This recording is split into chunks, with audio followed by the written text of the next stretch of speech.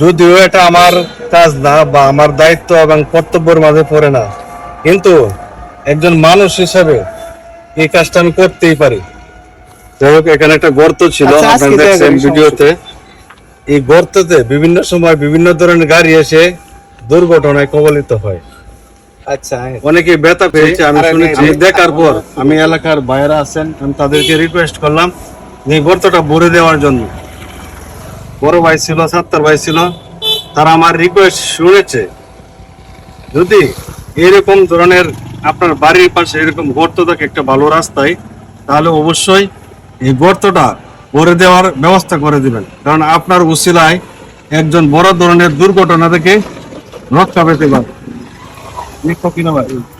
সবার প্রতি আমার অনুরোধ থাকবে, আপনার বাড়ির পাশে যদি এরকম গর্ত রাস্তা থাকে, তাহলে অবশ্যই যে কারো মাধ্যমে রাস্তাটা মেরামত করা যায়। সবার প্রতি আমার একটা রিকোয়েস্ট থাকবে। সবাই ভালো থাকবেন, সবার জন্য শুভকামনা রইল। অ্যাক্সিডেন্টের ভয় থেকে মানুষ বাঁচতো, অনেক হাত পা ভাঙছে যাবে। অনেকে হাত পা ভাঙছে।